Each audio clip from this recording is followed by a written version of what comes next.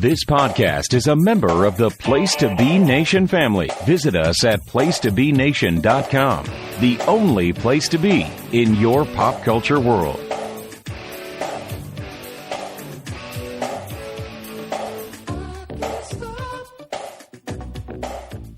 Hello and welcome back to Totally Rank. This is our episode for 1988. That's right, everyone. We are almost done with the 80s, which is crazy to think. This has been a wild ride.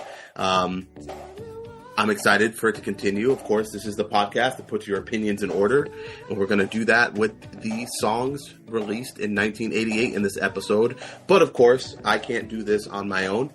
I need to bring in, we're going to call him an expert. We're going to call him the big guns, a heavy hitter. He's been on the show before. He's, more than proven himself with his knowledge and with his ability to rank songs in particular order. So I had to bring him back. I actually requested to come on to this episode for 1988. Ladies and gentlemen, Mr. Jon Keselica. Jon, how's it going, man? It's going great. Thank you for that intro, that expertise that you bestowed on me. I humbly accept. Thank you. It's been great keeping up with you guys ever since I came on in 81.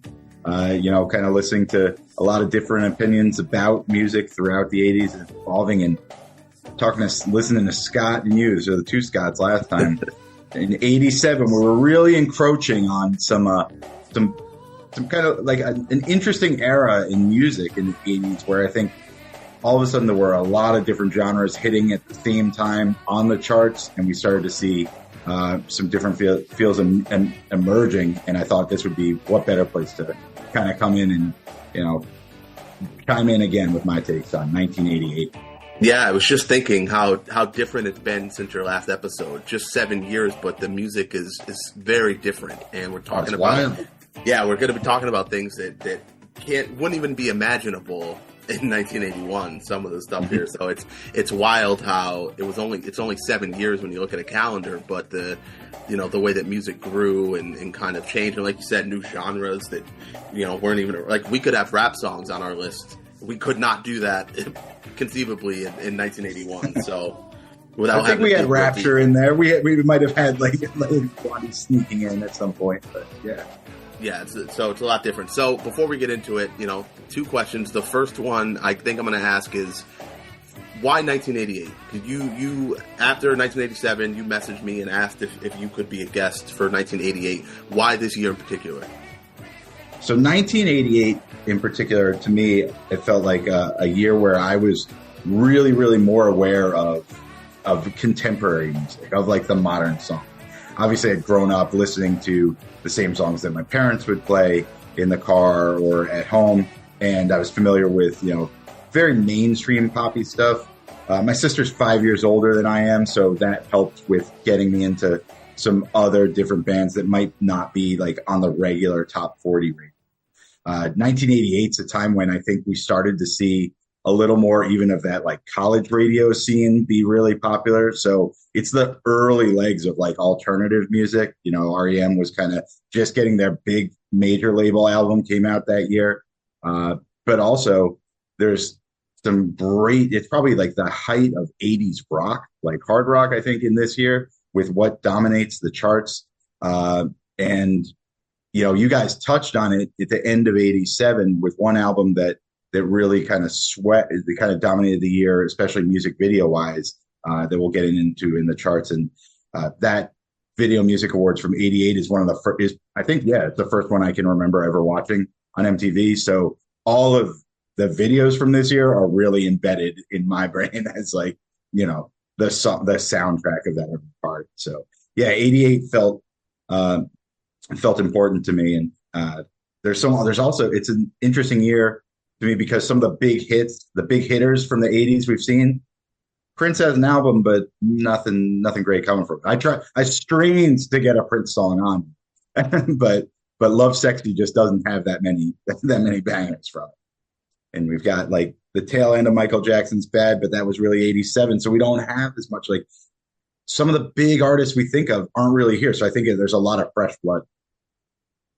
Yeah, that's my second question is, when you were looking through, doing your research, compiling your list, was there anything that surprised you without obviously revealing too much about your actual list, but were you surprised by like, oh, I didn't realize that this artist had a big year, or I thought maybe, or like you said with Prince, or I thought maybe my memory says, oh, this person had a lot of hits, but when I looked, they had none, or genre wise, were you looking and saying like, wow, I can't believe this certain type of music would seem so popular when you went back? Yeah, I think I mentioned it to you guys last time. I could have sworn Bad came out later than 87. So like hearing you guys get those tracks in 87, it's like that wasn't 89 or something. Like that was surprising to me.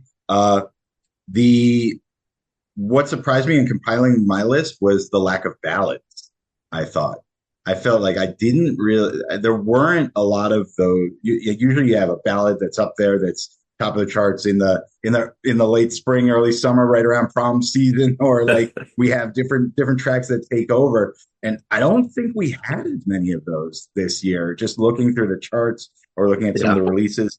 Also, one thing I know in my list, at least, I don't think I would say maybe one of these is what we would consider like a one hit wonder. Whereas in our early 80s lists, we had a lot of them.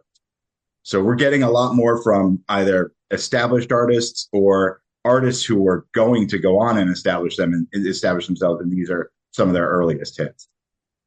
Yeah, wow, that's really interesting. I didn't even realize that, but yeah, there aren't a lot of ballads, right? There's no REO Speedwagon or Air Supply or the bands that were really like instrumental in bringing those sort of power ballads to light in the early 80s.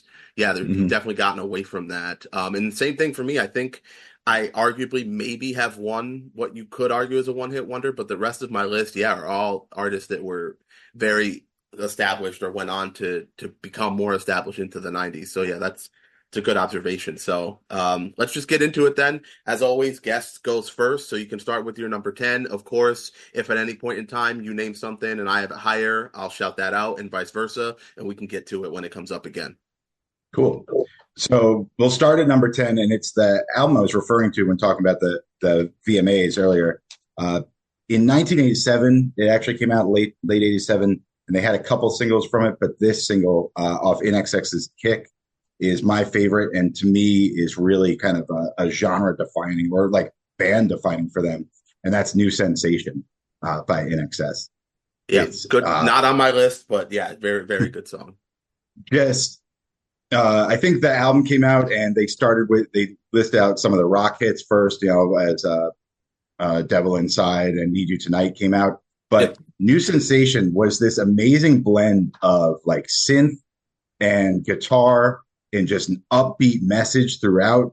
It's danceable, it's chantable, like it's just like it fires you up in such a positive way that it's just completely infectious. I can see, I can't understand why it wasn't the first single off the album because I love it that much. I think it stands out. I listened back to it now, and I've thought this for a while. I've felt this way for a while. I don't think there's a band at the time that sounded like In Excess. I don't think there's a band now or since then that sounds like that. They're that unique in what they put together on Kick. It's on that album that it's really them coming together in their real masterpiece. Earlier records they had one Listen Like These was really, really rock heavy. They had another that was really dance heavy, and this was the album where they kind of put it all together. And it shows because they went on stadium tours for that entire year. They're one of the biggest bands in the world kind of out of nowhere here. And all of their songs off this album pretty much charted. New Sensation, though, is just to me, the most danceable, the catchiest. And that just guitar riff, it's right in you and you're fired up to go. I love New Sensation. Yeah, I have to agree with NXS. Like they were such an interesting band, and they really were unique, right? They really stood out in a time when there were a lot of different genres on the charts, and they were doing something completely different, right? Where do you slot them, right? Like what are they? Yeah, there have been bands like that, right? Afterwards, like a Nine Inch Nails, right? Like what kind of music is that when you start to break it down? And there's bands like that, but yeah, nobody sounded like NXS, certainly at the time. And then even into, some of their later stuff, obviously, still was just different than what else was going on. I feel like a band that obviously gets overlooked, because it was unfortunately shorter lived than it should have been. But a band that I feel like doesn't get enough credit, especially during that time frame when there were obviously a lot of hair bands and other bands that were on the map and that were having a ton of success, which bands that I'm sure we'll talk about, as we go on in this episode. But yeah, I kind of look back at NXS now and think that they probably don't get the credit that they deserve. Yeah, great. Glad you agree. Yeah, awesome song. Listen to it later. If you play the music video online, there's a bit of an intro with strings, but when it kicks in with that synth and guitar, you're hooked. It's awesome. Yeah, no, that's a great start to the list here. My number 10, I think, is similar in the way where I don't know exactly where to put this song, like genre wise. I think it crosses a couple different ones. I would say this is really the only song on my list that you could consider a one-hit wonder. Like, I know they had some other songs that charted and things like that, but I certainly think this is the song that people remember them for. And if you ask someone to name a song by this band, they're either going to name none or they're going to name this one and not be able to name another one. And I, look, doing my research, I saw that they broke up in 92. So it's not like they really had much of a chance after this to really follow it up. But man, I just love the use of a good falsetto. My number 10 is Fine Young Cannibals. She Drives Me Crazy. Wow. All right. Like no one else. Yeah. Which is just this really interesting sort of fun song. Like you can dance to it. It's danceable. Like it's got that infectious sort of beat in the chorus, that She Drives Me Crazy like no one else part. But the verses are kind of funky as well. And it keeps you in. You're waiting for the chorus, of course, like a lot of, songs in the 80s, you're kind of waiting to get there. But it doesn't lose in the verses. The verses are still, because of the way they're sung with the falsetto, and they're still kind of cool enough where you don't lose focus when you're listening. I found myself listening to it and kind of enjoying the verses rather than like just let me just get through them so I can get to the chorus and get to the fun part. I was actually enjoying the verses too. Song that just always stood out to me. It's just being kind of different in that time. I remember it being in the movie Hitch too, which helps. Like the scene in there when he's in the car with his ex-girlfriend and this song is playing. So just a song that you can still kind of hear once in a while today. It might come on if you're in a store or something like that. So a song that has kind of stood the test of time and is still around would be a great song to use in like a commercial. I could see it in an Apple commercial or something like that. So really just fun song, good song. Started in my honorable mentions, and the more I listened to it, I was like, man, I really like this song. It really just kind of keeps me interested, and it's kind of infectious to me. So I chose that as my number 10. It's the way I wanted to kick off my list, with something that I felt just put me in a good mood. I'm with you. Two good hooks picking up with NXS, and that riff of She Drives Me Crazy. I could see how it would be in your honorable mention, but listening to that a few times, it gets in your head and you're like, no, this is bubbling up. Yep. And Fine Young Cannibals, yeah, a great year for them. Not exactly one hit wonder because they had Good Thing as well. Yep. Two really just poppy songs that deserved their spot on the chart, and I know were popular among my classmates and everything. I have no problem with these. I didn't broke up in 92. Yeah, makes sense. It actually ties in, probably parallels to one that I had to leave off that I thought was an 88, but it was actually 87.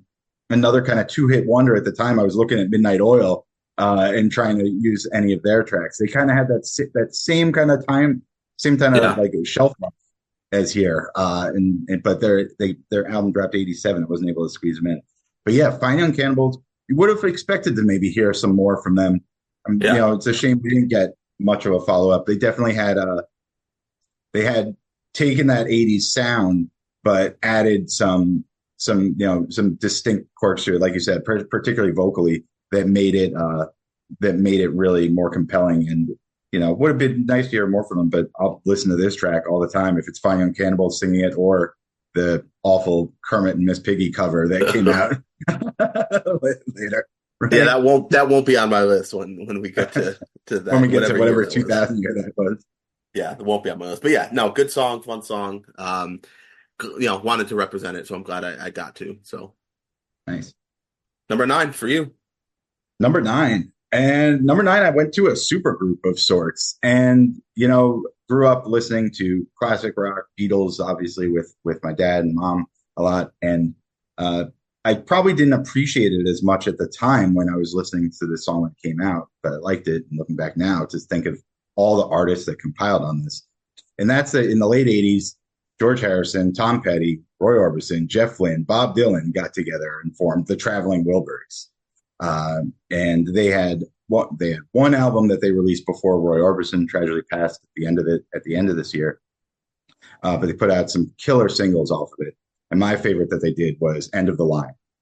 Uh, End of the Line is this nice little like roundabout song. Each of them gets kind of a verse singing about like, how they've come to the end, but they're happy with their lives and excited for that. It's really kind of upbeat, but also a bit of melancholy, and just like all these masters coming together on one kind of jam session like that is perfect. It's a short song, just like their time together as a group is really short. It leaves you wishing for like what more we could get. But getting Tom Petty singing alongside Bob Dylan, harmonizing with Jeff Lynne coming in, and Roy Orbison gets his own verse standalone that is really heartbreaking if you watch the video, because he had passed at that time. And instead of him singing, they have an empty rocking chair with his guitar in it. It's really kind of just touching at that point. So I love this album. I think, it's a super group that kind of people don't really think about that much or don't come back to. But if you listen to their first record, I think it still holds up, and I'm glad that we got it. And the End of the Line is my favorite track off that record. Yeah, it's not a song that I'm too familiar with. I'm familiar with the band, if that's what you want to call it, with the collection. Mhm. Yeah, definitely familiar with them, but not a song that I'm too familiar with. So I'll definitely have to give it a listen. But it is interesting that it looks like it's kind of the last thing that Roy Orbison kind of did right before, Yeah, or that one of. yeah, that and they released posthumously. You Got It came out the next Yeah, year, yeah. which is So I the mean, huge hit. that's interesting that that's one of the last kind of things that he did was be a part of this super group, and that they kind of have that there. And what a collection of people to come together like at Yeah. that time like that. I mean, that is I can't even put a comparison of like today of a collection that would come together to do something like that. And it's not something you really see much anymore, right? Everyone does their own thing and they have their collaborators. Maybe it's one or two people that, kind of Yeah. collab, but to see four or five, six different sort of A tier musicians come together like that is a thing of the past. And so it's I feel like it's always nice when you have it, because it was a really a moment in time, right? Where you Mhm. can say like, hey, we have all of these, Temple of the Dog, and these different sort of, things that come together and leave this legacy behind. And it's actually something that I wish happened more often, because typically when it's happened, magic, is usually Yeah. what the result is. So It's such an interesting time for the artists involved too. Like George Harrison had just released like his most, probably one of his most pop successful solo records oh for yeah. this year. And then we're less than a year from Tom Petty dropping Full Moon Fever, which just reconnects him Yeah. as a full blown star. So right in the middle of that, they come together and do this. It's great. Yeah, and who knows? But who knows what that did for Tom Petty, as far as if it reinvigorated him, and the impact that maybe that had on him, sort of making Mhm. that comeback, and probably a confidence boost, I would imagine. Putting something like Yeah. this out. So without it, who knows? What the fate is of Tom Petty. And so, yeah, no, that's a great choice. Definitely something for me to listen to. And if you're listening and you're not too familiar with it, because, sometimes these super groups or these sort of one-off projects do get lost if you're not in the know, really. So if it's not something you've listened to, I definitely encourage you to go listen to it. Not just End of the Line. It sounds like, the entire album, I would imagine. Yeah, give the album a spin. It's great work.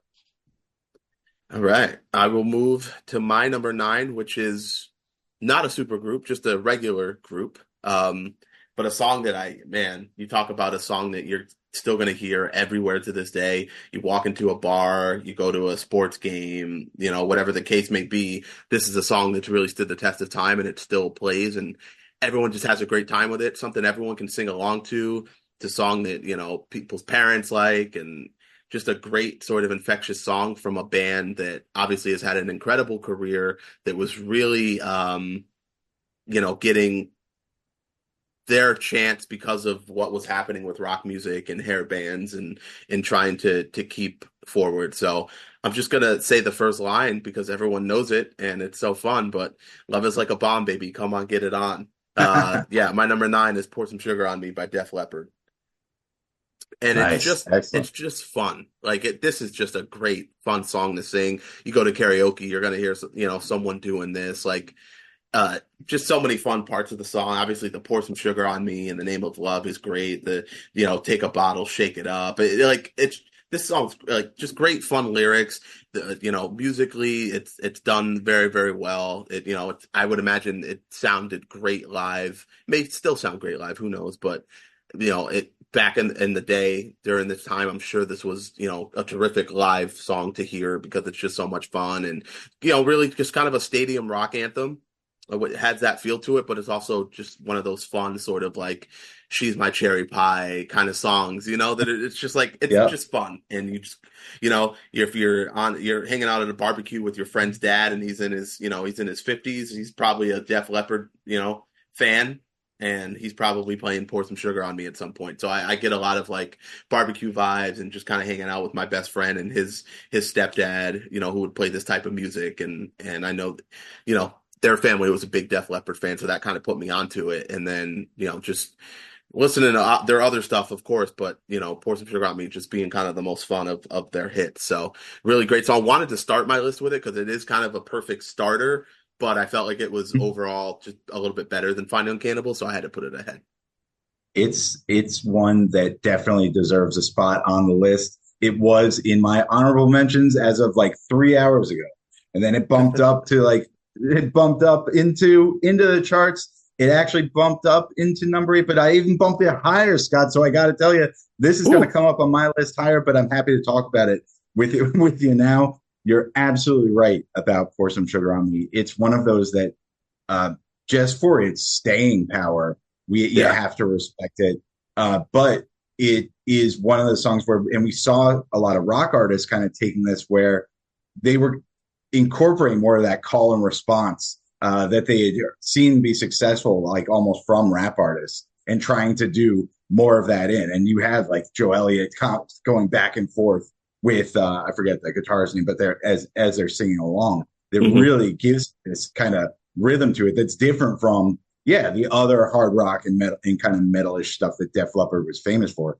But I think gave it more of a universal appeal in that way, that it was just like almost like interactive, just this awesome song. Like the has calling back and everything. Do you take sugar? And everybody gets up for that chorus. Yeah.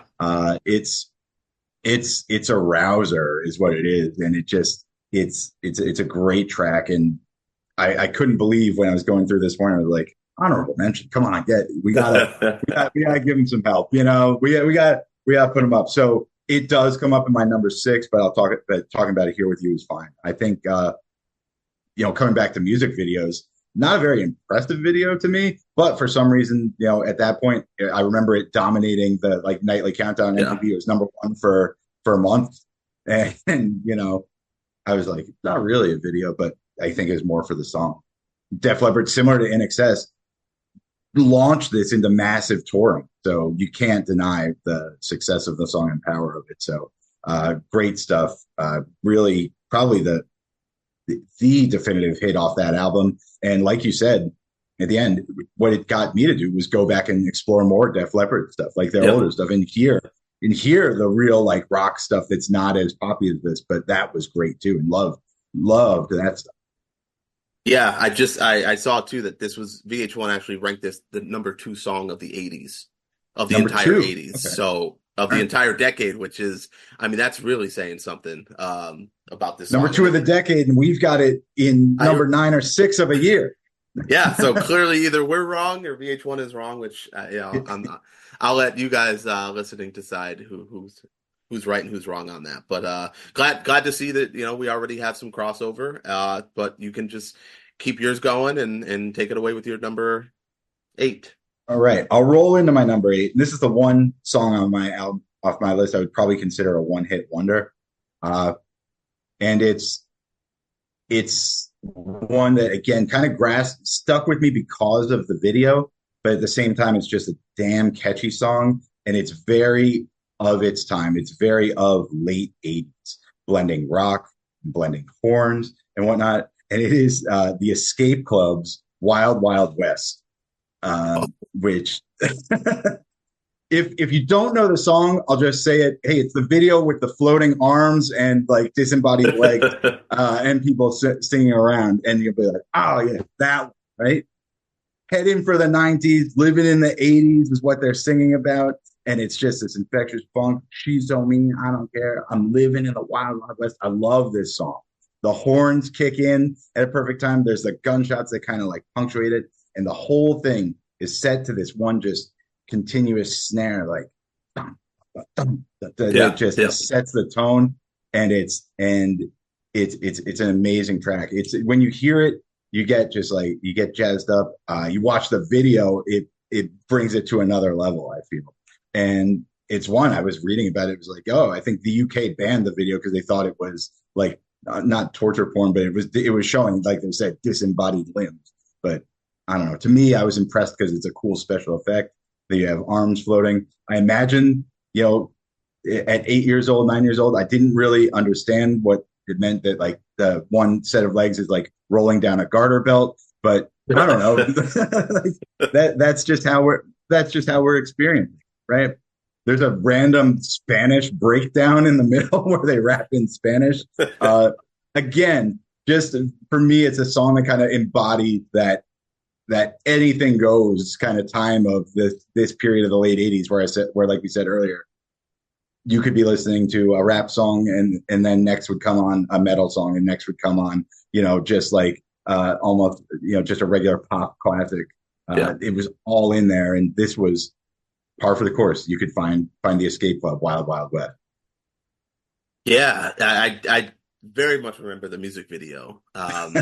Definitely, and I mean, I must have obviously seen this probably in the early to mid '90s. Probably saw the music video.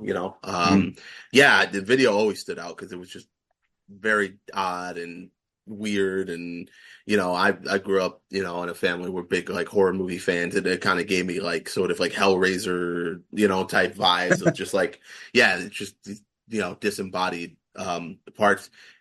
But the song itself too is just like cool. It's just like different. Yeah. It's just like this cool, different sort of, again, not really anything else like it, that was really coming out. So yeah, that made it.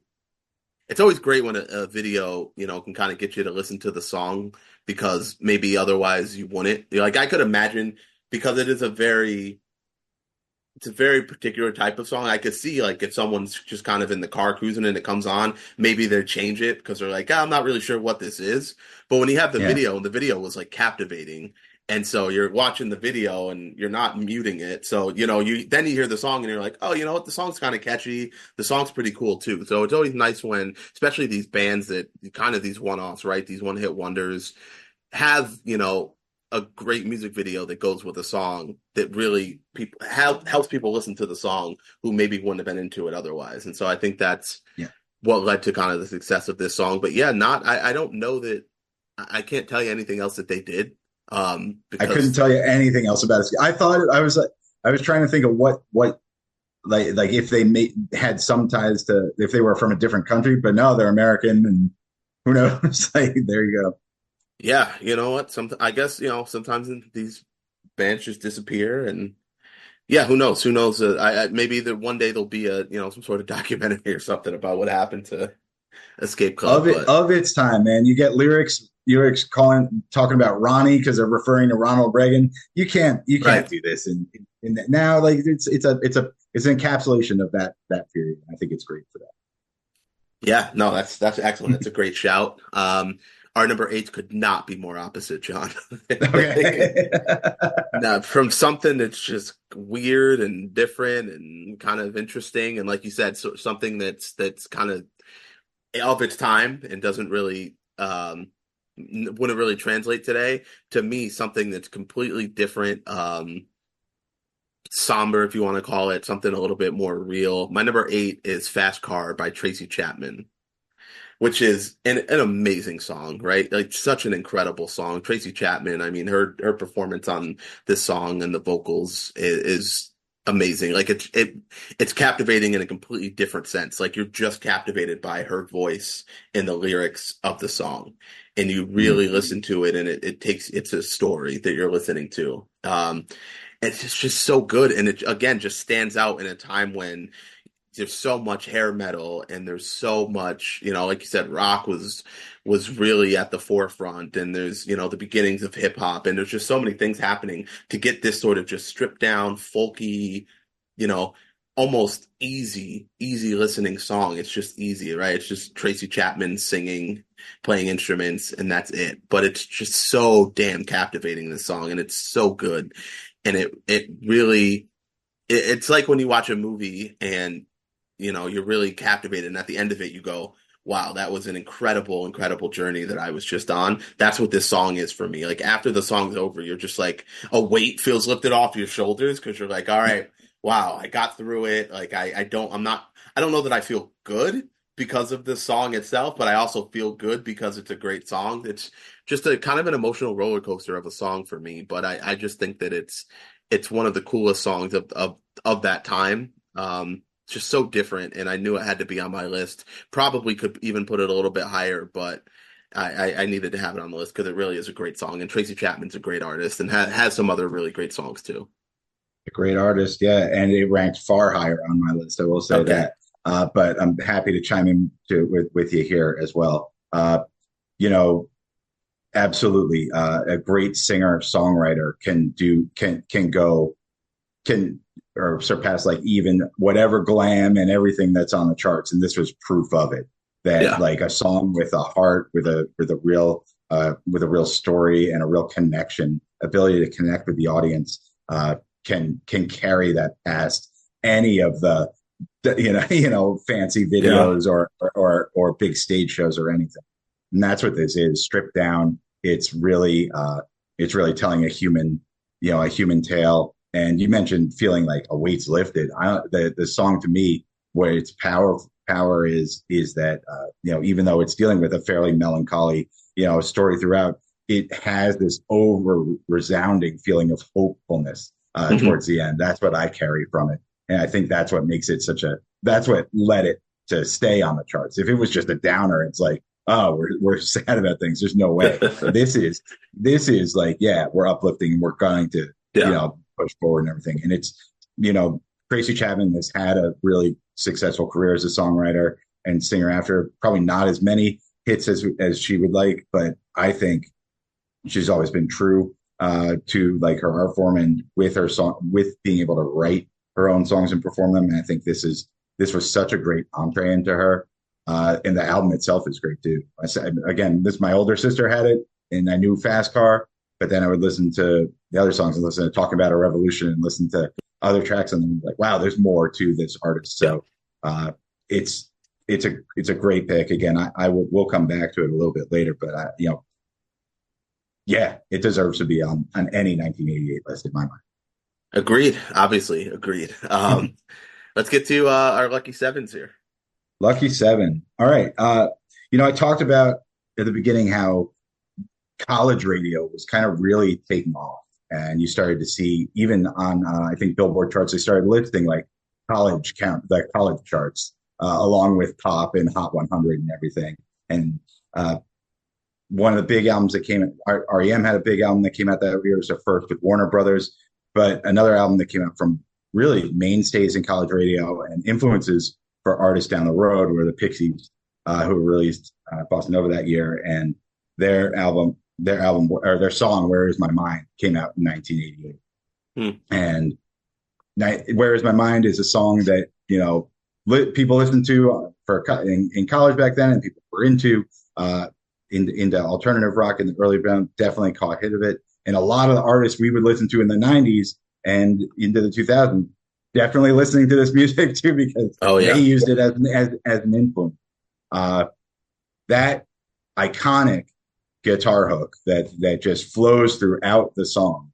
Everybody knows. Anybody who's it's been taken as almost a shorthand for directors in films of, hey, I want to show that my character's got like of debating thoughts in his mind. What do I do? Like, how do I do it? Just play Pixies like that. That'll show it.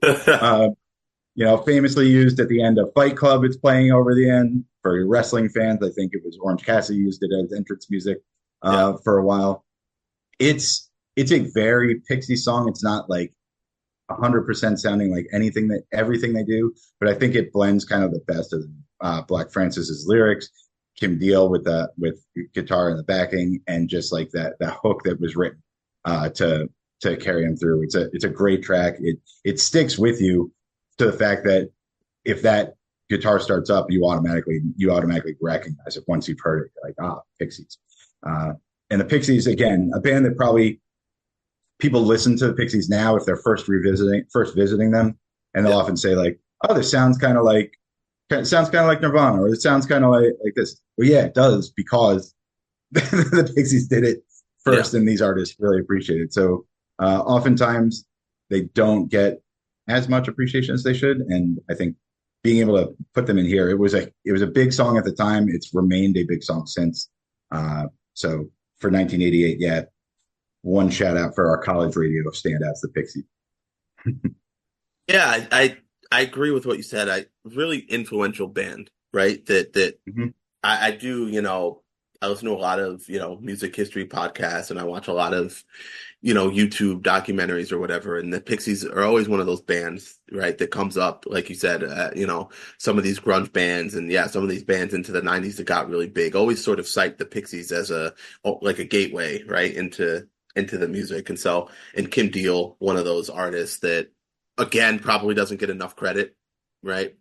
Probably, I would say, underrated. For all the achievements. And just a really cool band. Like, the Pixies they're just a cool band. Like, I can't say I ever really got too into them, right? A little bit young, of course, for me to kind of get into them. But what I've heard is I always enjoy. Like, I love their song "Debaser," which came out in the mid '90s, but it was on one of the college football video games that I used to play, and that kind of got me to go back and listen to them and hear some other stuff. And wow, this is cool. Like, it's catchy, it's cool, it's fun. You can hear, right, like some of the influences, like you said, like a Nirvana. You can kind of hear some of that in there, which is great. That's you're talking about one of the most successful bands of all time. So yeah, it's great, and they're just everything I've heard from them is enjoyable. Like, I've never heard anything where I'm like, that wasn't. Where I didn't really have where I was kind of lukewarm. Anything I've heard, I've always enjoyed from the Pixies. And so really eclectic lists that we have going on here. And yeah, a little different. And it speaks, and it's great. And it speaks to, again, where music was in the late 80s and where it was going, I think, into the early 90s too. Yeah, it's fascinating. Even if you look down, I was just pulling up the charts kind of week by week to look and see either singles or and there are things on there. You're like, where does that track come from, fitting in with the rest of the stuff around here? It is an interest. It's just a weird blend. Yeah, definitely a weird year, but a great year nevertheless for music. And I think my number 7 will reflect that as well. The last episode with Scott Criscolo, I talked about I had one of their songs from their big, really, really big album that came out in '88, and I think the biggest song from the album came out in '88. This is a ballad. Yeah, it's definitely a ballad. But this is right before they all kind of went their separate ways and started doing different things. My number 7 is "Can You Stand the Rain" by New Edition, which is just one of my favorite R&B love songs. It's just the way that the Ralph Tresvant delivers the lyrics, the sunny days, everybody loves them, tell me can you stand the rain. But then the band bringing in Johnny Gill just adds something to their album Heartbreak, which is just a huge, one of the biggest albums of 1987, 1988. And this song is the reason why. Adding Johnny Gill to the band gave them a more mature sound. This isn't Mr. Telephone Man. This isn't Candy Girl, New Edition. Girl. This is, they're actually, this is what Boyz II Men would ultimately kind of become in the early 90s. This song is part of the reason why. It's funny, Boyz II Men actually took their name from a track off of this Heartbreak album. New Oh, Edition really? has a song called Boys to Men, and so when Boys to Men was thinking of their name, they wanted to pay tribute to New Edition. But I think this "Can You Stand the Rain" is one you listen to and you can say, oh, they're doing the harmonizing like what we know of Boys to Men sort of later on and what they're known for. So, and Johnny Gill just has that, adding him in with his sort of bass vocals in this song and the way that him and Ralph sort of sing it together is it's just an incredible love song. It's the perfect middle school, got a crush on a girl and she broke your heart, type of song. Uh, And, kind of that end of the road, yeah. type of song, but this precedes that. And I'm not saying this is end of the road because that song may stand alone on its own as a melancholy sort of breakup song, but this Mhm. "Can You Stand the Rain" to me is sort of an incredible opener to what we'd eventually get in the 90s from these R&B groups who were pouring out their hearts and their souls. New Edition Wow. was kind of getting into that with this album, and this song certainly reflects that. So was this their New Edition? Was this like their last hit before Yeah. we started seeing all of the Yep. spin-offs of them? Yeah, Yeah. this was the last this was the album, and this was like that last big song before Ralph Tresvant does Sensitivity and Johnny Gill goes solo and Belle Biv DeVoe forms. And Bobby Brown, right? Yeah. Yeah. Wow. Okay. I asked because I'm just really not familiar with it. So I've got to, this is Yep. one I got to crank up after we log off. Uh, I love the New Edition. I know is what you cited. I know that poppy upbeat stuff, but to hear that I had no idea they would have a ballad like this, and it's one I'll have to check into. But for the importance that you cite of it being kind of this mature level of them, and really, if it is their last big step before we would see huge success from all of them as separate parts, Yeah. that's pretty cool to capture that as well. Yeah, it did. Yeah, really great, just love song, R&B love song, sort of ballad. You listen to it, like I said, you're going to hear a lot of Boyz II Men, a lot of Jodeci, a lot of stuff that we'd hear later into the '90s. So this was kind of a precursor to that. So definitely worth a listen, and just a song that I enjoy it every single time I hear it. Some of those sort of love songs you kind of get sick of over time. You're like, Mhm. or you grow up and because it gives you that sort of middle school feel. You're like, well, I'm a grown man now. I can't really relate. But this one is just one that I just go back and I appreciate just kind of the vocals and the way that they really just deliver the song to me is very well done. So definitely worth a listen. Absolutely. Awesome.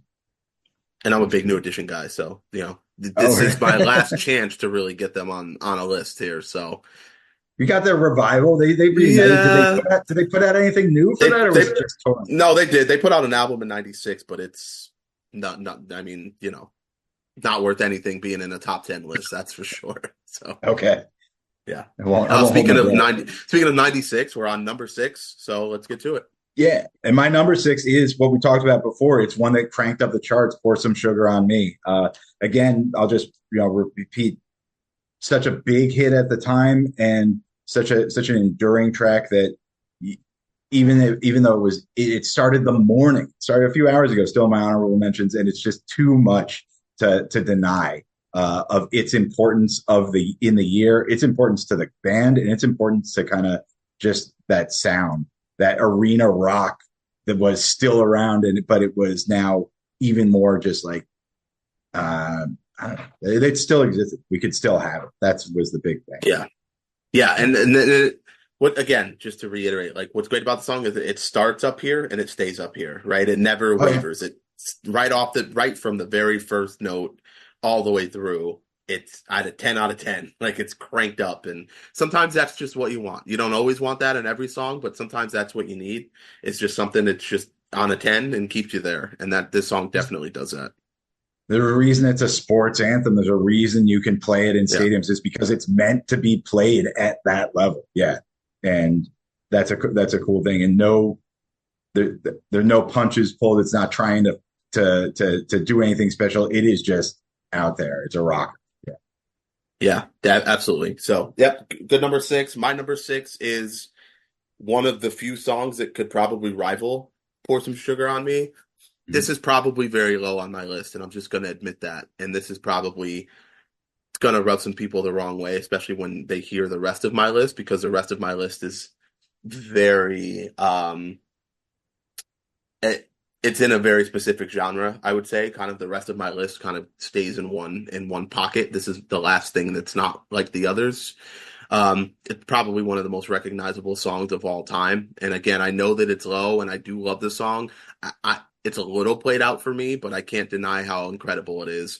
And that's "Sweet Child of Mine" by Guns N' Roses, I had a feeling from the preamble that we were getting there. which I'm sure is probably higher for you. Yeah, it'll come with fire. But no, hey, I think I'll let you talk to it. I think I tried to keep it lower too for a while. I Let's save it. Let's talk about it when you have it, because I think it deserves to be spoken about later in the episode as a higher tier song. So we can kind of save that. Since your six was, you didn't really get to talk much about Pour Some Sugar on Me because we already did. My six, I'll sort of abstain, and we'll talk about it later, because I think collectively it's probably one or two on most people's list for this year. So All right, so we can get that. So now we're into the top five. top fives, yeah, and top fives. We'll stick in the same genre as Guns N' Roses here, but probably one of the lesser respected artists, or not thought of as musically at that level, but to me, still had their hits. There's a reason they were popular. There's a reason they were able to tour. There's a reason they had and big hits. In 1988 was a big year for them, and that is Poison. I'm gonna go with Poison.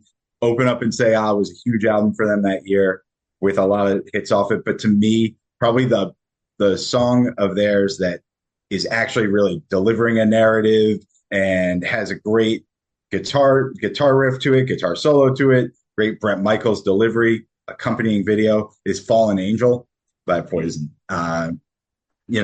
Just a perfect like hair metal, glam metal idea. Hey, we're gonna tell the story of the small town girl trying to make it big in LA, and but like she's losing her parents. Like that, it's so heavy handed with the lyrics at times.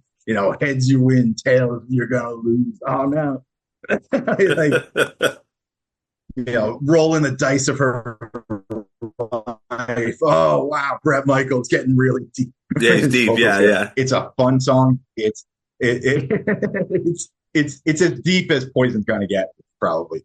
When you think of some of their songs, but it's fun. It's also just like a great guitar riff. CeCe's got a good solo through it. I'll come back to remembering the video, and Poison were famous for like CeCe would have 7 different guitars switched off during the video. Like he'd have a pink one in one shot, then a green one. But really fun song along the same lines as Pour Some Sugar on Me, but to me even more fun. And Poison, like I said, probably not the most respected of the bands that came out Definitely not. in this era. I remember the behind the music of Poison, one of the critics is like, you didn't know a lot of guys who really who own Poison. Listen to Poison. Like they're more into the harder rock. And they were a lighter, friendlier version. But this year, 88, Open Up and Say Ah was their big year with Nothing But a Good Time and Unskinny Bop, and then especially with Fallen Angel. Fallen Angel ranks into my top 5. Yeah, it was in my honorable mentions. Actually, several Poison songs were in my honorable mentions. I just had Poison.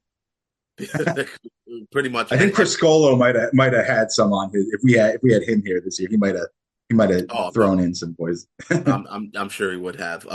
So I definitely had Poison in my honorable mentions. Like you said, huge year for them, banner year. You know what? You're right. Not respected. That like people don't look back at them fondly. Bret Michaels, Rock of Love and stuff doesn't do it any favors, right? Like, they're arguably the poppiest of those metal bands. Like they made no bones about like we don't care. We're just gonna write like catchy songs. I was gonna say they wanted catchy songs. We're not writing for the hard rock. We want to write catchy songs. Look, They're not Yeah. trying to win Grammys, right? They just want to be on the charts. They want to get girls, and Yeah. hey, to each their own. I'm sure it worked. As far as Yeah. I mean, it worked on the charts. They were all over the charts. Mhm. And I'm sure if what we know about Bret Michaels, if what Bret Michaels says about himself is true, then it also worked, and he got a lot of women, and had nothing but a good time, right? So, good. Exactly. Good for them. Yeah, they were my honorable mentions, particularly Every Rose Has Its Thorn, because I mean that's one of, if not their most well-known Yeah. song, which is also just a fun, good song. I don't change it when it comes on. Like I don't seek it out, but that's Poison, right? I don't seek out Poison, but if I'm listening to a playlist and Poison's on it, then I'll keep it on. I'm not going to shy away from it. Exactly. But I agree. Yeah, Fallen Angel, like just yeah, like you said, something deep, but in such a just sort of fun way that you don't even necessarily they sneak it in, right? It's Yeah. it's almost subliminal in the sense that you may not even realize it because you're just kind of having a good time listening to the song, and then you kind of realize, oh, they are actually talking about something profound, and Yeah, yeah, I think Brett Michaels tried to say it was, fairly biographical because, they came from Pennsylvania, moved to LA, so it's for all those kids. Like, all right, Brett, sure, thank you. yeah, it's a good song, Brett. You don't need to. Yeah, yeah, You yeah. don't need to pencil it in. So cool. Yeah, no, it's a good way to start off our top fives. My number five is interesting because we were just talking about New Edition. My number five is from one of those spin-offs, if you will. Part of the reason Johnny Gill was in New Edition and could add his vocals to Can You Stand the Rain is because Bobby Brown left New Edition to do his own thing and become a superstar. And 1988 was a huge banner year for Bobby Brown as well. My choice here might be surprising. There's certainly another one in my honorable mentions that was the bigger song that people remember. But my number five is Don't Be Cruel by Bobby Brown, which is Yeah. my favorite Bobby Brown song. I just love the mix of singing and rapping like that he does in this song. It's like what you would get 20 years later from like Chris Brown. Like Bobby Mhm. Brown was doing it, in 1988, just kind of that back and forth. But he was doing it right before Belle Biv DeVoe started doing it, and they Poison by Belle Biv DeVoe is kind of singing and rapping, mixing it together. But Bobby Brown does it well on Don't Be Cruel. I actually think he raps pretty well for someone who you could tell probably never really rapped before. He was kind of just more Right. talking, but it actually doesn't come off that way. I actually think he delivers it pretty well, and the singing parts sound great. I love the way the song just starts, and it's just a really great, like it's catchy all the way because of the raps. Each verse you get him singing, and then it breaks down into a rap, and then you get to the "Don't Be Cruel" part. I've always loved this song. This is a song that like if I had to perform something and I wanted to show off singing and rapping, this is a song that I would go to because it's just a to me a really good balance. There's a lot of songs that do it, and sometimes the singing sounds way better or the rapping sounds way better. This one I feel like Mhm. is almost a 50-50 split of both. Like I like enjoy both parts. If it was just the song and he just sang it, I'd like it. If he just rapped it, I'd still like it. The fact that he did both of them is why I love it. So it's my number five. That's great. Similar to how you said you had Poison, it just in your honorable mention. I had my honorable mention just said Bobby Brown. Yep. And I I tried to find a way to get him in the list. Just I think to even just mix up the genres a little bit, but a huge year, like you said, and I think this was of the New Edition. Yeah, Bill Biv was great, but to me, Bobby Brown was obviously the bigger star from the whole thing, and Yeah. in this year in this record really shows it.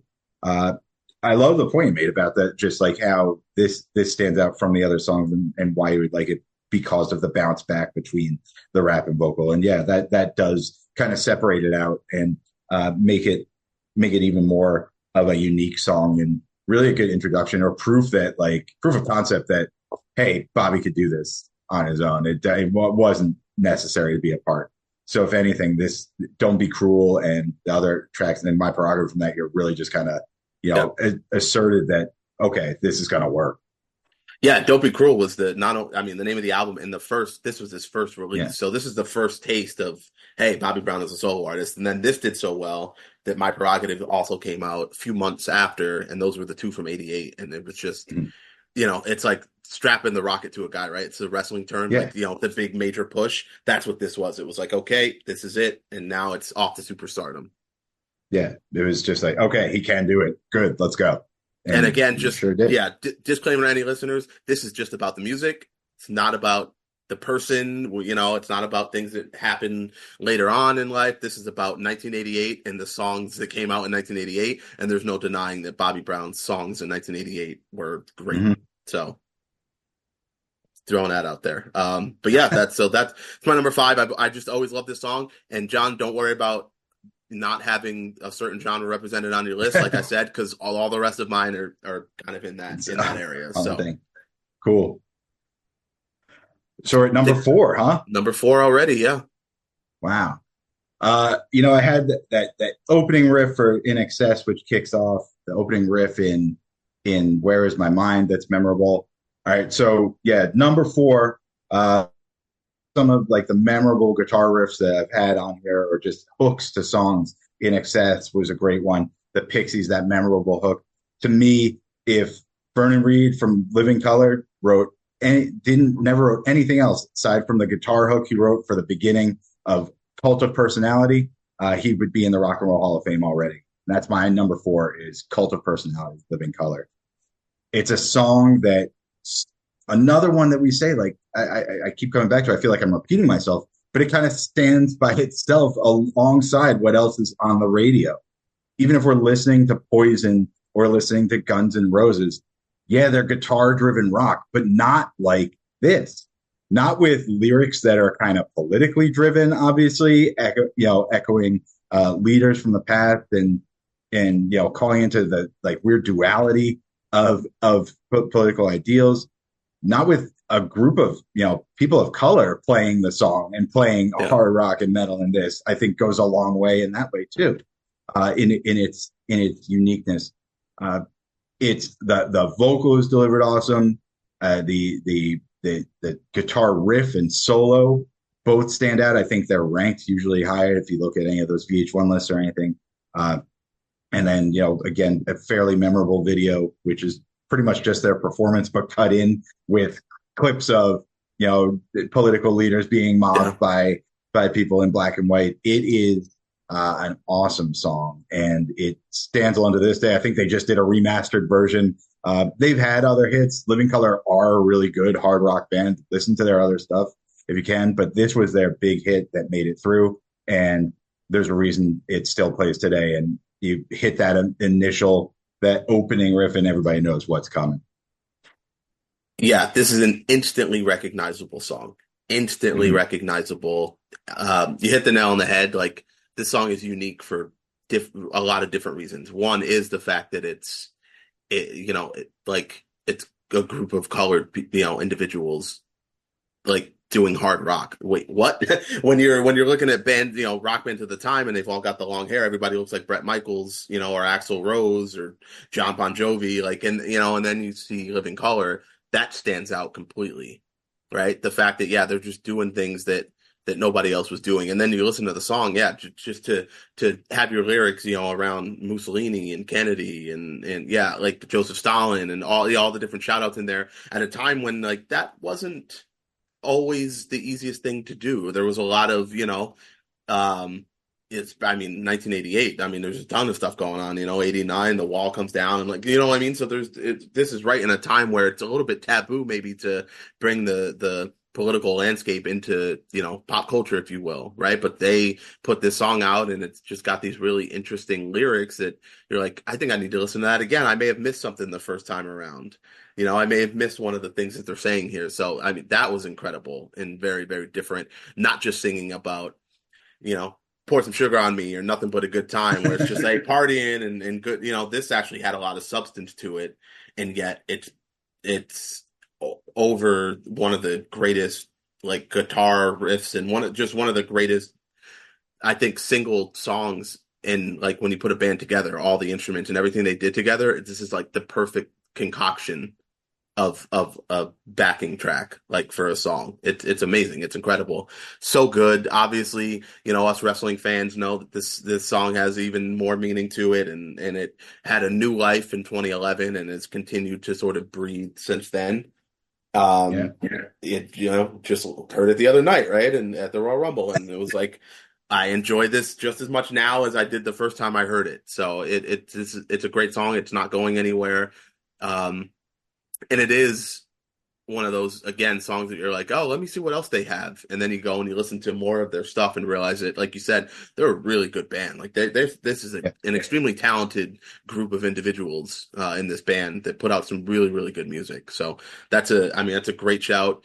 Makes complete sense to be in the top five. Has double meaning for a lot of the people listening to this. So yeah, no qualms about that whatsoever. My number four. You mentioned, there was an album in 1987 called Bad that Scott and I talked about a lot on the last episode, of course. Bad had some singles that bled into 88, 89.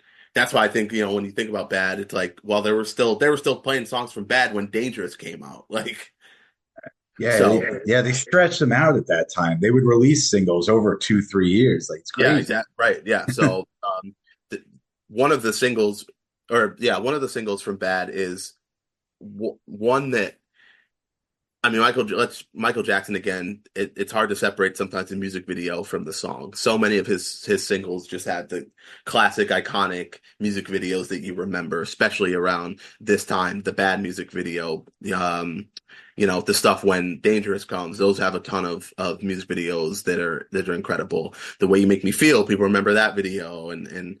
this is a song that didn't necessarily need a big music video. The music video is just him performing the song, which is a lot of videos at the time actually did that as well. But that's all this is, and that's all it needed because the song is just so gritty and just so different, a little bit sort of badass for Michael Jackson at the time, which is apropos for it to be on the Bad album because I think it gave him a little bit more of an edge that he didn't have maybe previously. So my number four is Dirty Diana by Michael Jackson from Bad, which is one of my favorite Michael Jackson songs. I love it. Again, you talk about a song that tells a story all the way through, Mhm. about this groupie, if you will, or, whatever term you want to use to describe Diana, but you're listening to every verse so intently because you want to hear what happens next, and Yeah. then when the song ends, you're almost waiting for a sequel.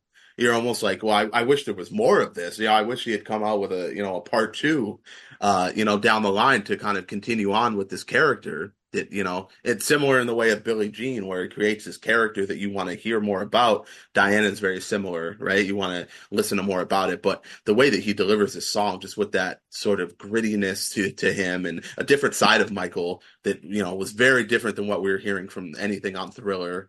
Sounded even different than the singles from Bad that preceded Dirty Diana. This just sounded a little bit different. This was, this gave him that rock edge and kind of Yeah. introduced him to a newer audience. And now it's like, well, you've got the people who like R&B, you've got the off the wall fans. Now you've got your sort of pop fans from Thriller and everything that was doing. Now you're bringing in fans of rock music because you have those elements. This was really a way for him to say, listen, I'm taking over every single genre. I'm not only going to own the pop and the R&B charts, I can get on the rock charts as well. And Dirty Diana is a song that allows him to do that. I just love this song. If for some reason you're not familiar with this song, go listen to it. It's incredible. Like it's just extremely well done. There's different parts of the song that are just fun. It's the Dirty Diana, but the different bridges and the hooks and just the song is just it's really fun to sing along to. It's a great listen. One of my all-time favorites. Knew it would be high on my list, and it landed at number four for me. It's in my honorable mentions. It's heavy in the rotation on the 88 playlist I prepared while I was like trying to listen and Yeah, sort through these. Uh, what a refreshing take from the King of Pop, right?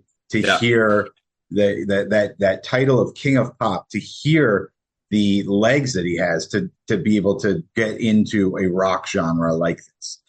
You mentioned the performance. There's an anguish in his voice and his delivery over like the stress of dealing with this groupie like coming after him. It's really really dramatic yeah, in the way this song is, which is lends just such a level of gravitas to the song that I think makes it so powerful with that guitar going, with the subdued like kind of brings it down during the verses as we're yeah. kind of like it's like catching his breath almost like in those parts before boom, here we go again at that rocking up hook in Dirty Diana on the chorus. I love this track. It makes you wonder as a fan, of like, what would a full Michael Jackson rock album sound like? I would want to hear that.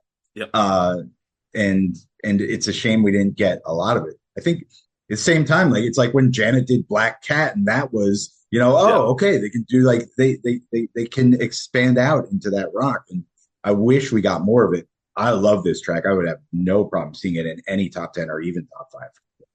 Great. Yeah, great. Glad you feel that way. Somehow, I mean, not somehow, I guess, because he has so many, but an underrated song of his. And, Yeah. I put this up against most Michael Jackson songs, and it's going to take the win for me. So It's tough on those under ratings when you're like, oh man, it's only his like 25th best song, but then you're like, well, look at the 24 before it. exactly right, exactly. So yeah, really hard to sort of to place this one, but Yeah. that's going to bring us to our top three. I mean, we know what one of yours is, but I'm definitely interested to hear what your other ones are. My top 3, number 3 is Tracy Chapman Fast Car, which Okay. we've expanded on, and I think is it deserves its place up here because of uh, its staying power, its story, its performance that is so heartfelt, the stripped down acoustics and all of that to make it really just one of the most enduring songs from that era. The fact, and we didn't even touch on this, the fact that it took on new life last year and being performed by a male country artist, and they showed it the respect that it deserved, that it didn't change lyrics, didn't change the Mhm. structure of it or anything. That shows you how important this song was, how good this song was. That it was like, yeah, we're not gonna, there was some talk of like, do you change the gender of the artist? But it's like, no, the song is what the song is. We're Yep. singing it. And Yeah, so it's good on its own. Yeah, there's no yeah, reason to don't break it, right? If it's not broken, yeah, don't break it. yeah. Yeah, great song. Deserves to be in the top three. Absolutely. My number three, you could say maybe doesn't deserve to be in the top three, but for some reason, I just love this song. It's just so catchy to me, so infectious. This is one of the songs it immediately comes to mind when I think of 1988, 1989, because it came out in 88, bled over, dominated the charts from an artist who absolutely dominated 88, 89 into 90 with the album Forever Your Girl.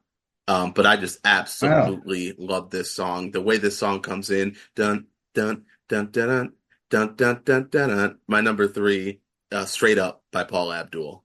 Absolutely love this song. I think it's one of the most underrated pop songs of all time. I think it's right up there with what Janet was doing at the time, what some of the other artists were doing in the late 80s. I mean, this was a time when this is right after sort of Debbie Gibson, Tiffany, and this was Madonna was a little bit on a break here, right? So Mhm.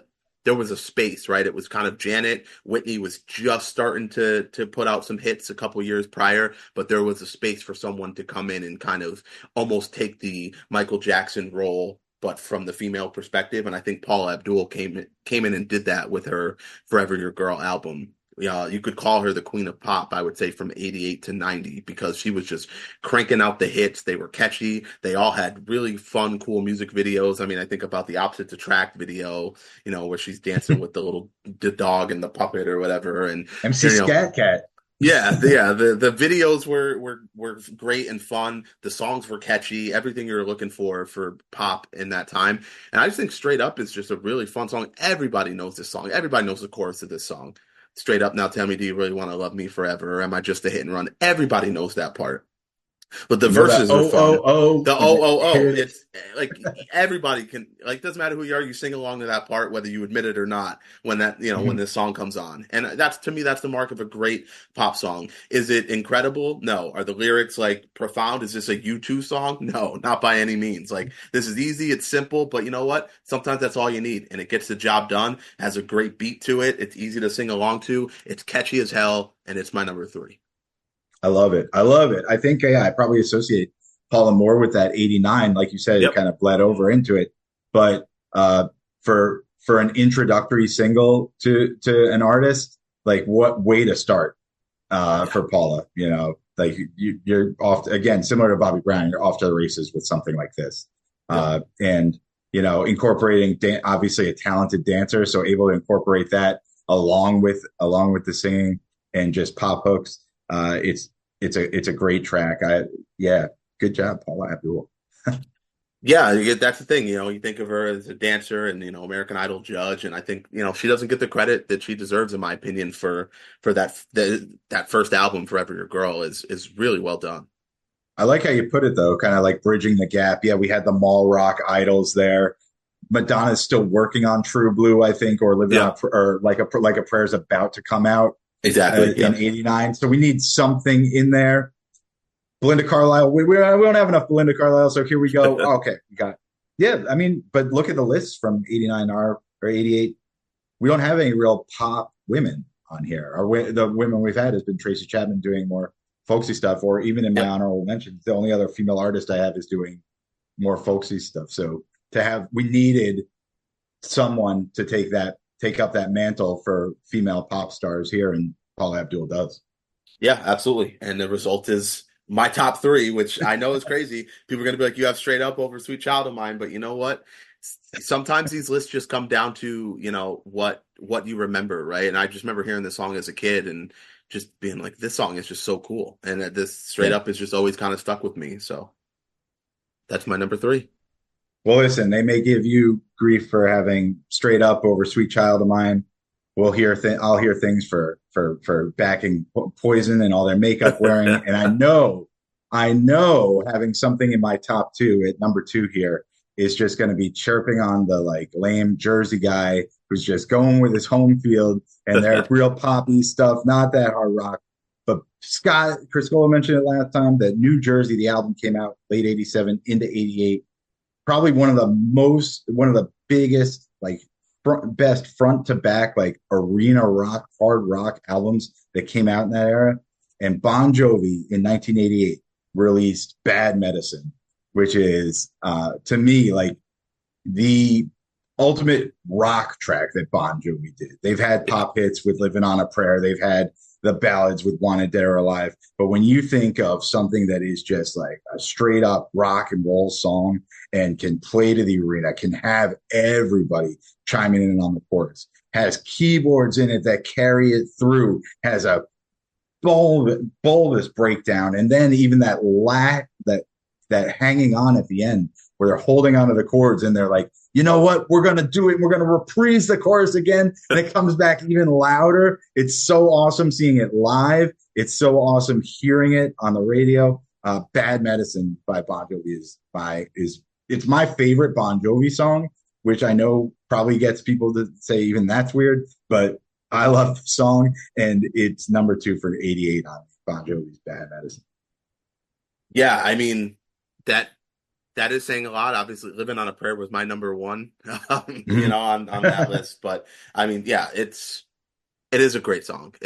And you're right. It was a song that, like, coming off of Slippery When Wet, it was almost like, man, how can they possibly top that? Right? It's almost similar to like Thriller and Bad, where you're like, man, how can Michael top Thriller? And then he puts out Bad, and you're like, oh, okay, all right, maybe he didn't top it, but this is equally almost as great. It's like the same thing with New Jersey, right? It's kind of like Slippery When Wet was just so successful, and then New Jersey comes out, and Bad Medicine it's a great rock song. I do actually think it's funny.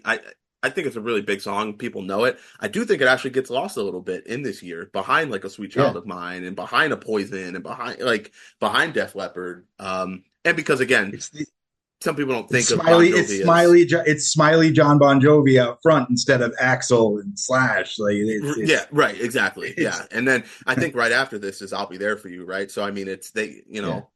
that's the other thing. Then you're like, oh, Bon Jovi, it's rock, but it's it's I'll Be There for You, or so. My And girlfriend will once listen again, to it with it, yeah, it's kind of it's similar to Poison, right? Where it's like maybe not a lot of guys were out there admitting that they were listening to Bon Jovi, at the time. But you're right, Bad Medicine is like, if you took Bon Jovi away from it, if you told, like, if someone didn't know it was Bon Jovi and they just listened to it, be like, oh, this is a a respectable rock song, right? Like this is a rock song. I enjoy it. I dig it. You're right, and it's catchy, like most of Bon Jovi's songs. It's catchy, like it great song. I have no issue with that being high on your list. I think it's a great rock song, and I do think it is a song that probably gets overlooked a little bit, especially in 1988 with all these other sort of iconic rock songs that were coming out. we went to see Bon Jovi in 2000 probably, right when Crush was coming out. They Yeah, had just released It's My Life, and it was taking off, and they were about to go on their tour. Their tour was starting. They weren't sure how big the album was going to be, so the tour started in overseas. They're like, we always sure. have fans overseas. Right. So I live in New Jersey. They said before we go, we're going to play a small gig, and they played at Asbury Park, and I went to that.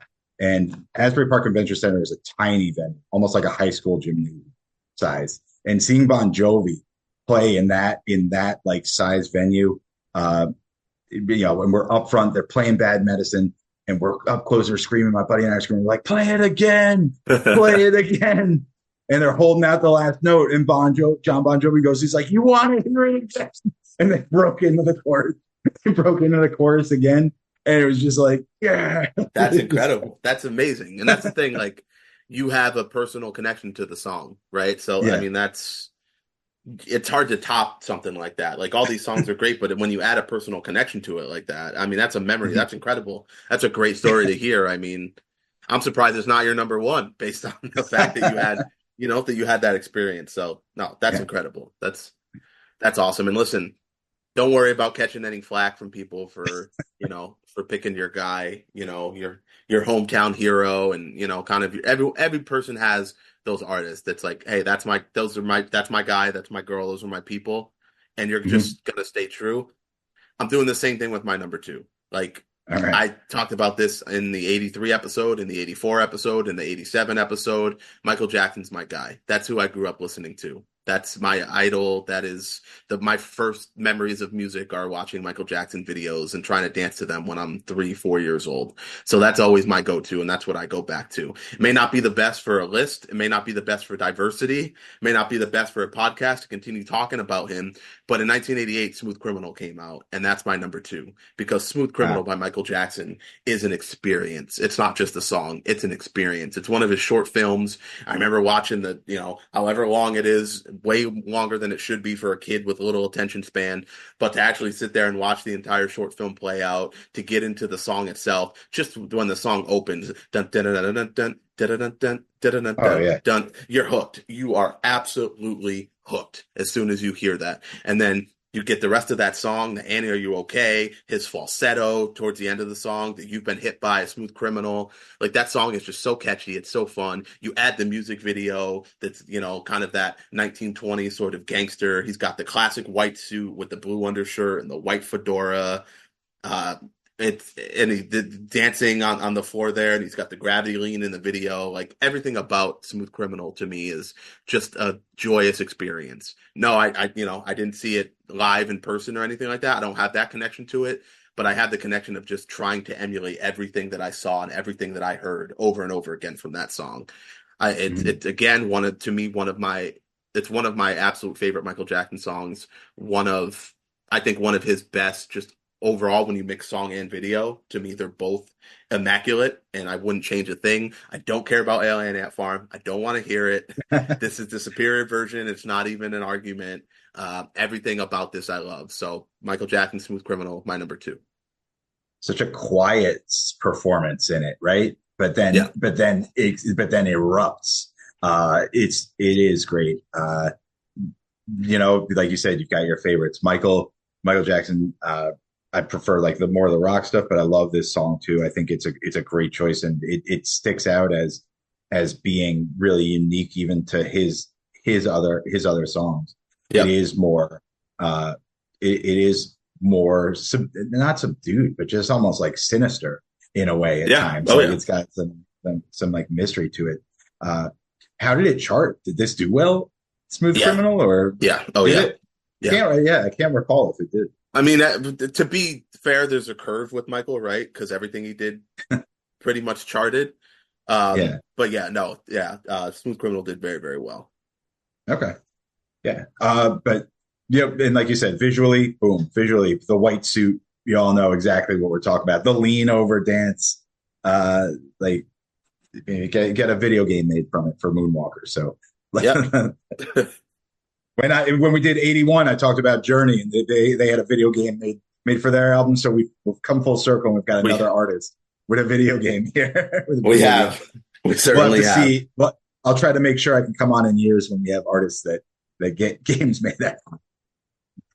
It might be. Let's see. Yeah, well, we could talk about. I mean, Run DMC. They had that Def Jam game. Yeah, we'll be able to. Aerosmith had the shoot 'em up, right? Oh, that's right. Whatever. I'll bring you on for 98, so you can do Don't Want to Miss a Thing for All right. Aerosmith. But yeah, let's. I think if you've been listening along, you probably know what John's number one is, but we didn't really get a chance to go into it, so let's go ahead. Yeah. So, and like I said, when you brought it up, I was like, I know it's got to be on the list when I was making it. I know it has to, definitely has to. And it's the song that actually overtook Def Leppard on that video countdown. It was always number two, and then eventually became number one. And it's "Sweet Child of Mine" by Guns N' Roses. To me, the song is like you can't look at the year without this song. No, you can't. You can't consider the evolution even of like rock music at that time without this song. It's that important. Welcome to the Jungle gave us that kind of wake up call and introduction to Guns N' Roses as to, whoa, whatever you thought about rock metal, like change it right now because these guys are doing something different. And then they took this, which I know I was even listening to it, people probably think of it as more of a ballad, but dude, it is a rock song. Yeah, And it's interesting the place where it is. Yeah, it's slower, but it's still it rocks. It's in that vein. It could have easily gone balladish, but they just took it and put some balls in it. That it is just it's still it's a great track. It was like, to me, as I was putting it together, I was like, it just has to be number one. I was like, sorry, Bon Jovi. Like that. This is more influential. This is more of a lasting song, even, and just a memorable track from that era. Is "Sweet Child of Mine." Cemented their space on the map. If "Welcome to the Jungle" didn't do it enough, like this just was. Nah. Here they are. Put them at the top of every bill. Yeah, we'll wait for you to release. You want to put out a double album? That's what you want to do? Sure, we'll wait. We're ready because we want to hear it. Right. And you're going to indulge in all these weird kind of like things in your music videos, try to tell us stories now. Sure, it's cool because the music, that like backs it up, and we as an audience just value that, and they showed themselves as a fully functioning unit here. Guitar, like with between Duff, Izzy, Slash, and Axl, then carrying the front, like full on like leading man here. It's an excellent song. It's my number one without a doubt. Yeah, this like you said, this launched them into the stratosphere. Like they were already huge after some of the other stuff, but this put them on that that U2 level almost of like they can do no wrong. And like you said, we're gonna go along with wherever you want to take us. We're gonna go along for the ride because of this song. Like we may not like it, we may regret it, but we're on board because of "Sweet Child of Mine." I mean, everyone knows this song. Again, instantly recognizable from the moment it comes on. People love to sing along to it. You got the Step Brothers scene, which just makes it even cooler in my eyes. Like this is the ultimate, like, this song can do no wrong. This kind of has something for everyone in there. Like you said, it is rock, but it is a little bit slower, a little bit softer. Like everyone loves to sing, try to emulate Axl on the "Sweet Child of Mine." And it's just it's like a perfect song in a sense. Like this is not something that I don't know that I would change anything about this song. It's perfect. And it's ultimate for me. Like if I'm listening to a playlist and this one comes on, I'm like, you know what? It's a little bit long, but I don't care. Like I'm ready for it. And I have a smile on my face while listening to it because that's the kind of reaction that it gives me. So it should be number one on a list for 1988. Hell, this could be number one on a list for the entire decade, honestly. Like this is a strong contender for song of the decade. I said that about "Living on a Prayer," and I've said that about a couple other songs. I think this is a contender for song of the decade, and I haven't decided if I'm going to do an episode of that yet, but if I do, this is going to be on the list, and because it really is that big of a song and that incredible of a song. So terrific number one. Makes sense that only this could really trump your Bon Jovi love. So, well, Perfect choice. Right? My number one is probably not a surprise, but maybe a surprise. But it's another Michael Jackson song from 1988. Go figure, I have Michael at three of my four spots. I promise you, listeners, there won't be as much Michael Jackson going forward. I will have some songs from Dangerous on my list for 90 and 91, most likely. But I promise you things are going to slow down. But you know what? In 1988, could do no wrong. I was recently on a podcast. Shout out to the Boozy Bracketology podcast, and we actually did a bracket of Michael Jackson songs. And this was, spoiler alert, the song that I went most hard for to win the entire bracket. I'm not going to say whether or not it did, but this was the one that I really put on my back and tried to carry to number one because I feel that passionate about it. And that's Man in the Mirror, which I think is just one of the most passionate songs I've ever heard. And it's interesting because Michael didn't write the song. It was written and he got it and then just kind of took it to a different level. But just the way that this song is sung with so much compassion in his voice. And this is more than just a song. Like, this is a plea to people to really take a look at yourself and ask yourself, is this the best version of myself? Is there more that I can be doing? That's what Man in the Mirror is. It's more than a song. To me, it's a message. And I think it's an incredible message everyone can relate to. It's a song that talks about and deals with issues that are still happening today, unfortunately. This song could come out today and people would say, oh, yep, well, it makes sense that we're talking about these issues. There's still poverty. There's still child hunger. There's still all of these things that are happening in the world, that he was singing about, now what, almost 30 years ago, over. So to me, it's incredible. Like, it's the way he's on. Everyone knows the gonna make a change for once in my life, and everyone knows the chorus of this song, and it's so easy to sing along to because you actually believe what you're singing because it has substance. It's we talk about a song like Fast Car that's very profound and has a great message. Well, Man in the Mirror has that too, but it also has the gravitas of being Michael Jackson, right, on top of it, and also not really sounding like anything else on Bad. Bad is a little bit of a grittier album of his, right? It's putting out your Dirty Dianas and your Smooth Criminals and Bad, and then you get this sort of, well, I also need to use this platform to, yes, I'm the king of pop. I could probably take over the rock charts if I wanted to, but I also want to use this platform to try to initiate change. And the fact that an artist of that caliber, even to say, he didn't have to do that. Like, that, it doesn't. It's Michael Jackson. At this point, he's bulletproof. He could put out crap, and people would have still bought it, would have still enjoyed it, would have still loved it. But the fact that he felt like this was something he needed to put out as a single, the music video to this is there's no pop and circumstance music video to this. This is just, again, more him performing with different various images, similar to a Cult of Personality. There's no, he didn't need that with this song. And I just absolutely love this song. It's one of my all-time favorite songs in general, not just Michael Jackson, not just 80s, but in my life. And so love the song. Wasn't sure which Michael song was going to be number one, but when I really think about it, like, I think overall this is my favorite Michael Jackson song because you have the added message in a song that's also just catchy and fun and has the na na na na na na. Like, you can also sing along to it as well. This is a song you can play for your kids and like not feel bad about. It's not a negative influence. This isn't a song that you're like, wait, what did they just say? Should I really play this for my kids? Like, this song is just wholesome through and through. And I think there's something special about that. I don't always want that. I'm not always in that mood, but when I am, this is the one that satiates that for me. Wow.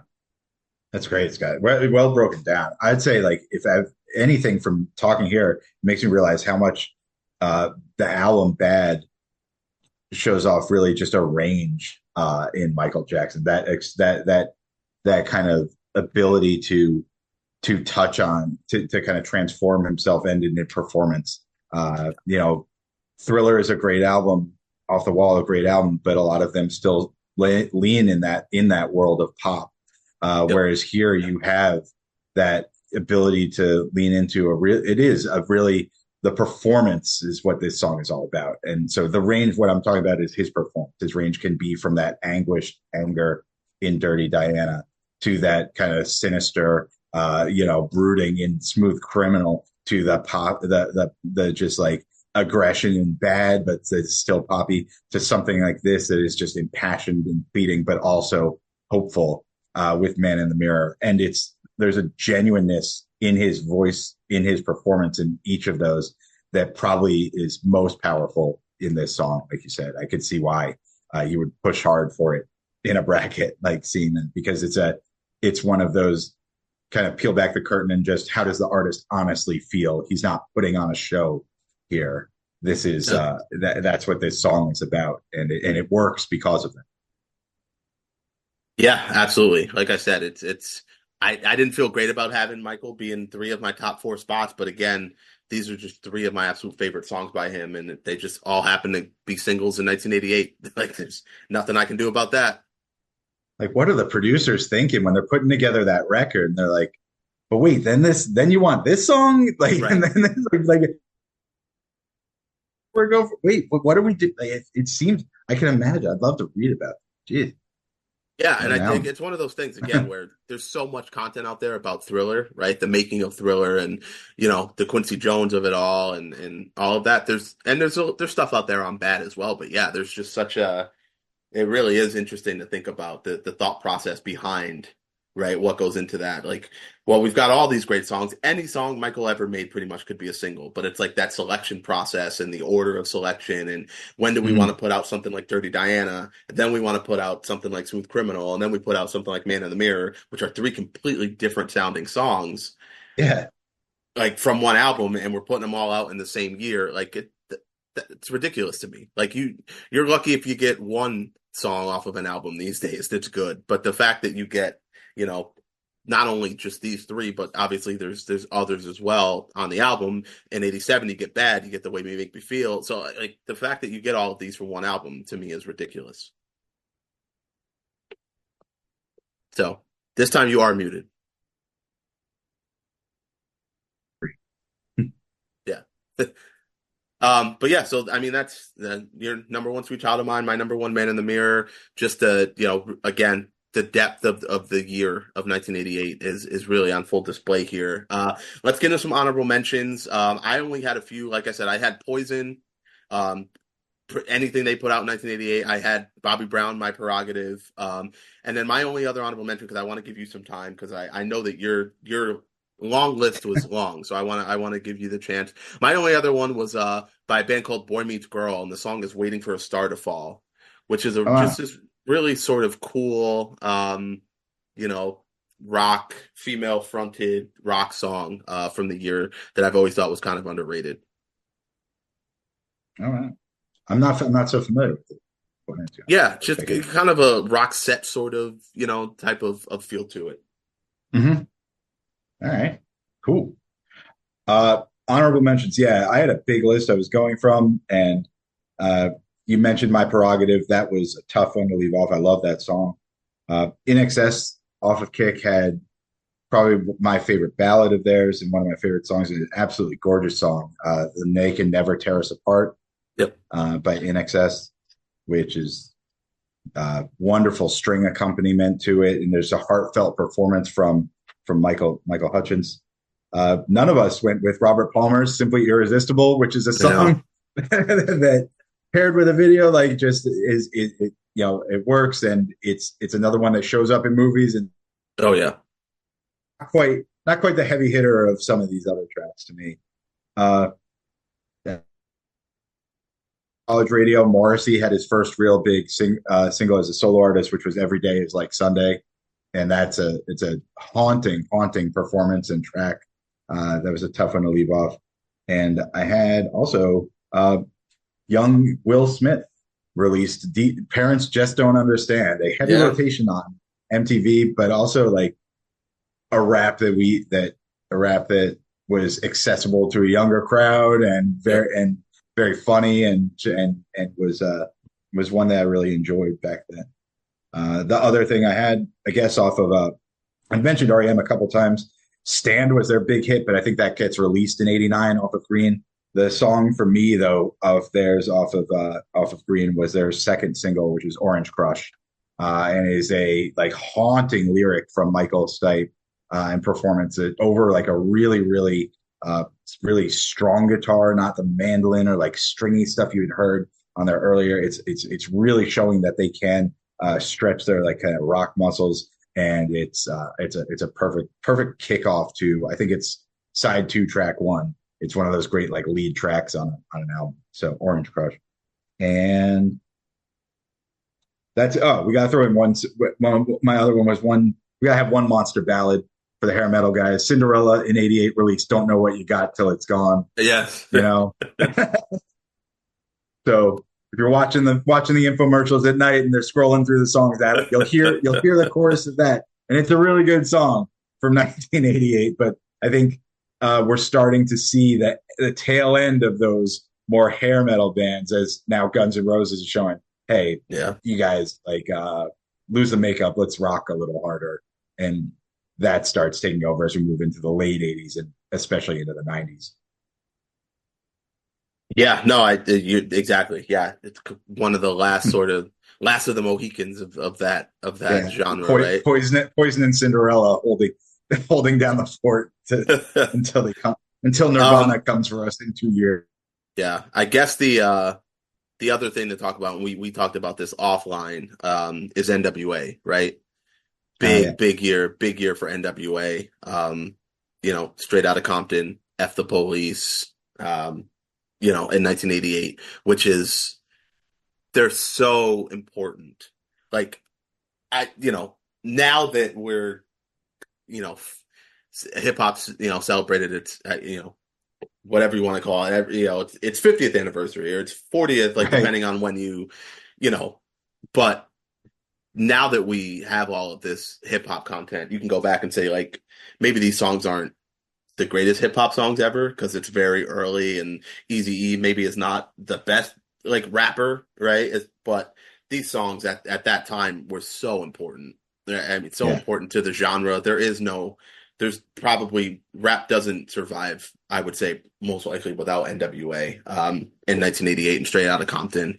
And F the Police, a song that obviously, like, again, is a song that still has meaning today, unfortunately, and is still relevant. And if an artist today put out the song, the things they were talking about in 1988, still, a lot of that still holds true, for unfortunate reasons. But I mean, just the real songs with political messages, we talked about, Living Color, kind of had some of their stuff in their song, but this was, we're entering a decade now of the 90s that's just all about rebelliousness and, all about anti-establishment and, we're going to go against the system. And this is sort of a catalyst for that, what NWA was doing in 1988. It was really kicking that off. Can be done, yeah. Mm-hmm. It's just really important to rap. I mean, you get Ice Cube. You talk about, New Edition with their spinoffs. NWA, you get Ice Cube and you get Dr. Dre, which leads us to The Chronic. And it's, the rest is history. And so this really is, kicks all of that off. And so as the episodes continue to go, I'm excited to get into more hip hop. It's adding an entire new genre to this podcast, right? Where it's like, there hasn't been too much to dip into so far in the hip hop well. And now getting into the 90s, we're going to have a lot of that to get into. So, but need to give, as the kids would say, give NWA their flowers for what they were doing in 1988. So that's, I guess, big honorable mention overall. The songs aren't necessarily my favorite, but they need to be talked about. So. And one other, yeah, I think you're great with NWA. Absolutely important part of the conversation. Glad we have it. I had another track that lost off my list, and I was glad that I found this in because I had UB40's Red Red Wine up here for a long time, and I am not a UB40 fan. I do not appreciate their efforts in just like kind of cheap covers of songs, cheap reggae-ish covers of songs, and how they've stretched that out into decades of a career. It's kind of deepening to that. But Red Red Wine is a great song. I found out it was released in '83, so that's why. If anybody's out there screaming, "How could you leave off Red Red Wine? It was on the charts that year." It was released in &83. That's why we don't have it. Yeah. I did see that. Yeah, when I was starting to compile a list, it's like it's on there, and I'm like. Yeah, I mean, it's a good song. It's a little bit overplayed for me, but yeah, I mean, I do like the song, but yeah, you're right. It definitely came out earlier, so don't, no hate mail for me or John. We did our research, and it's not eligible, so. Yeah. That's it, man.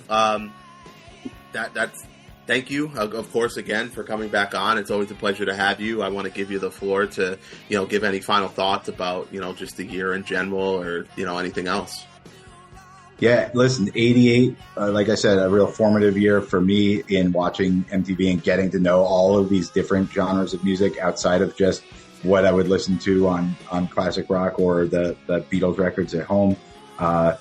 Really, really expanding. We had an election that year, so the result, like my first time actually learning about like politics and elections. So I think this is why it's an important year for me. Check it out. Check out the stuff you've heard in these tracks. Check out the other artists we've mentioned here. I think if you're not as familiar with them, go deeper. There's really, really great stuff, and enjoy it. I look forward to what you guys have for 89, because I imagine I got a couple predictions of what could be there. So looking forward to seeing what you guys pull together. Yeah, same. I'm excited to get into 89. It's the year of my birth, so it's like these songs are holding even a little bit more, to me, the 1989 song. But I'm also just excited to break into the 90s, too. It's just such a different decade, so I'm really excited to get into the early 90s and then watch as things change with grunge and move into hip-hop and the East Coast, West Coast, and just so many different things, and then into boy bands and at the end of the 90s. It's going to be a really exciting decade. So thank you to everyone for listening and continuing to listen and for your support. That's why I keep doing it. It's not just because I love to hear myself talk and listen to other people talk. It's because feedback has been great. So thank you, everyone, for listening. Of course, you can find this on the Place to Be Nation pop feed. Shout out to the Place to Be Nation, the North-South Connection, and everything those guys are putting out. Please go listen to all of their content. You can hear John do different things sometimes, and he'll pop up on a Making Mount Rushmore or whatever. So, there's plenty of content out there. If you're a fan of this and you want to be on the show, please reach out to me. I have all of my slots open currently from 89 on. So if there's a year that's yours, if you're like, hey, 1993, that's my year, let me know and I'll get you on and we can have a good time. So until next time, thank you for listening for 1988, and we'll see you in 1989.